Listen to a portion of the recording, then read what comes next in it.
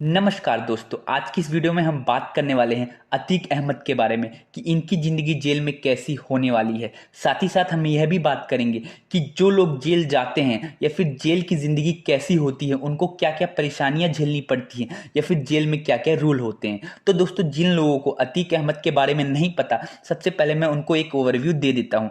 तो दोस्तों, आप लोग न्यूज़ चैनल जब भी खोलते होंगे तो आप अतीक अहमद के बारे में ज़रूर सुनते होंगे। तो दोस्तों, अतीक अहमद एक बाहुबली नेता है। ये 5 बार विधायक रह चुके हैं, साथ ही साथ एक बार सांसद भी रह चुके हैं। तो आप इससे अंदाजा लगा सकते हैं कि ये कितने बड़े नेता थे। तो दोस्तों, अब हम ये बात कर लेते हैं कि अतीक अहमद क्यों इतना ज्यादा भी न्यूज में बने हुए हैं। तो उसके लिए हमें थोड़ा टाइम में पीछे जाना पड़ेगा। ये उस समय की बात है जब ये कई बार 4-5 बार अपने एरिया से यूपी में विधायक बन गए थे। इसके बाद इनको मौका मिला सांसद बनने का। इन्होंने सांसद के लिए चुनाव लड़ा और ये सांसद बन गए, मतलब चुनाव जीत गए। उसके बाद क्या होता है कि या तो आप सांसद रह सकते हैं या विधायक रह सकते हैं। तो इसके लिए उन्होंने क्या किया, विधायक की सीट छोड़ दी और वो सांसद बन गए। अब जिस एरिया से ये कई बार विधायक रह चुके थे, इन्होंने सोचा उस सीट को क्यों हम खाली छोड़े। इसके लिए इन्होंने अपने भाई को उस सीट से खड़ा कर दिया और फिर उनके खिलाफ एक दूसरे पार्टी के नेता, बीएसपी के नेता राजू पाल भी खड़े हो गए। उसमें क्या हुआ, राजू पाल चुनाव जीत गए और अतीक अहमद के जो भाई थे वो उस सीट से चुनाव हार गए। हुआ ये बात अतीक अहमद को बहुत ज्यादा बुरी लगी। जिस सीट पे मैंने 15 से 20 साल राज किया, उस सीट पे कोई और कैसे जीत सकता है। तो इन्होंने क्या किया, 2005 में राजू पाल का मर्डर करवा दिया। जो राजू पाल की वाइफ थी, उन्होंने अतीक अहमद और उनकी पूरी फैमिली के खिलाफ एफआईआर दर्ज करवा दी। उस केस में पुलिस वालों ने अतीक अहमद को गिरफ्तार कर लिया और उसके बाद कई सालों तक वो जेल में रहे और कई बार बाहर भी आए। जैसे जैसे सरकार चेंज हुई उसी हिसाब से कई बार बाहर भी आए और अंदर भी रहे। ये सारा सिलसिला चलता रहा। के बाद कुछ महीनों पहले ये जेल में ही राजू पाल मर्डर केस का एक गवाह था जिनका नाम था उमेश पाल। इन्होंने सोचा क्यों ना उमेश पाल को ही मरवा दिया जाए, जिससे इनका जो जुर्म है वो साबित ना हो पाए। अभी 24 जनवरी को इन्होंने उमेश पाल पे गोलियां चलवाई और उसमें उमेश पाल की मृत्यु हो गई और साथ ही साथ जो उमेश पाल के साथ एक गार्ड था उसकी भी मृत्यु हो गई। और फिर ये सारा मामला जो है दोबारा मीडिया में आया और जिसकी वजह से ये सारी चीजें न्यूज में अभी चल रही है। उम्मीद करता हूं आपको उमेश पाल की सारी चीजें समझ आ गई है। अब हम ये बात कर लेते हैं कि जेल में लोगों की जिंदगी कैसी होती है या फिर अतीक अहमद की जिंदगी कैसी होगी जेल में। तो दोस्तों, जब भी किसी के ऊपर एफआईआर होती है और केस कोर्ट में चला जाता है तो उसमें दो चीज़ें होती हैं। अगर अपराध कोई संगीन अपराध है, कोई बड़ा अपराध है, तो पुलिस उनको जेल में डाल देती है, या अगर कोई छोटा मोटा अपराध है तो कोर्ट उसको छोड़ भी देती है, जमानत पे छोड़ती है। और ये कोर्ट के ऊपर डिपेंड करता है कि कोर्ट बोलती है इनको जेल में रखा जाए या उनको जमानत दी जाए। वो केस के ऊपर डिपेंड करता है, साथ ही साथ कोर्ट के ऊपर डिपेंड करता है। तो दोस्तों, अगर किसी को जमानत नहीं दी गई है तो उसको जेल में रखा जाता है। तो उसका क्या प्रोसेस होता है कि जैसे आप जेल में जा रहे हैं तो सबसे पहले पूरी बॉडी की चेकिंग होती है।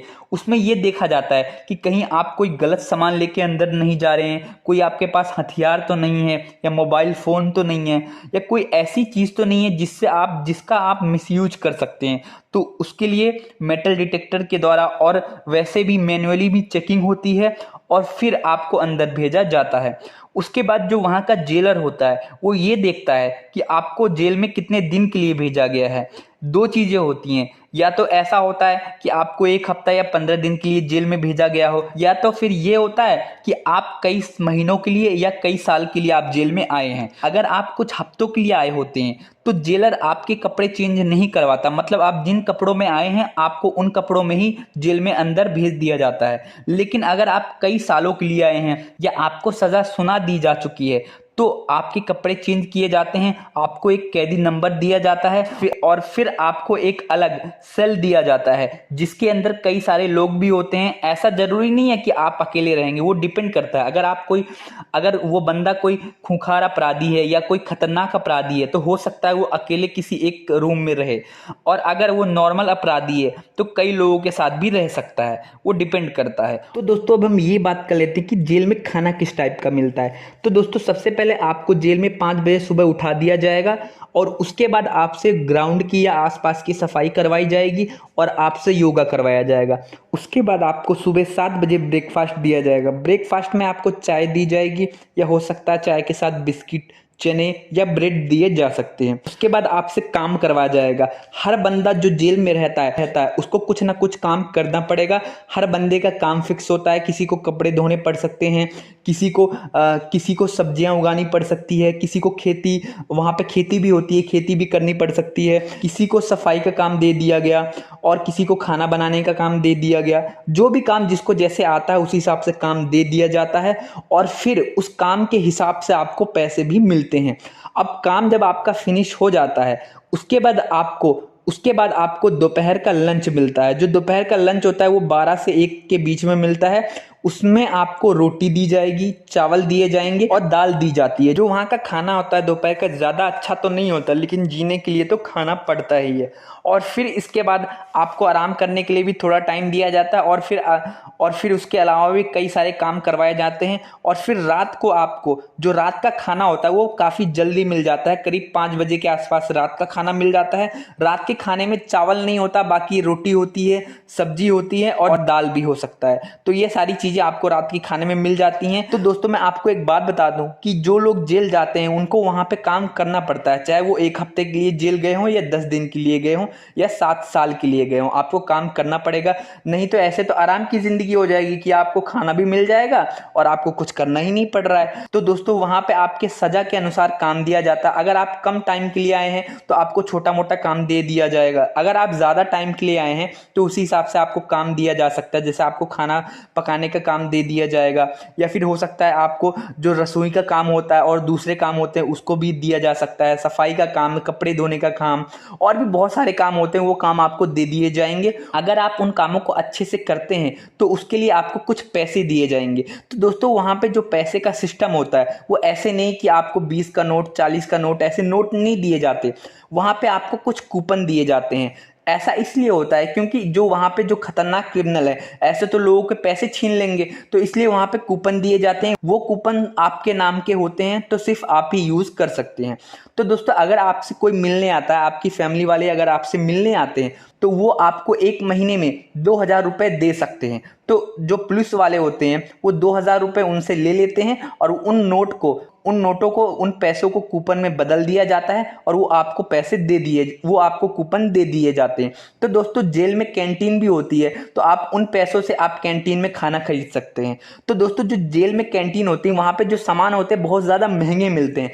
मतलब कि जैसे दोस्तों जेल में गुटखा और जो दूसरी चीज़ें होती हैं वो अलाउड नहीं होती, लेकिन सिगरेट अलाउड होता है जेल में। तो दोस्तों जो सिगरेट नॉर्मल मार्केट में 18 या 20 रुपए की मिलती है एक सिगरेट, तो वो सिगरेट जेल में आपको 200-300 रुपए की मिलेगी। तो आप अंदाजा लगा सकते हैं कि वहां पे कितनी ज्यादा चीजें महंगी मिलती है। तो दोस्तों अगर आपकी फैमिली में कोई जेल में है और आपको उनसे मिलना है तो उसके 2 तरीके होते हैं।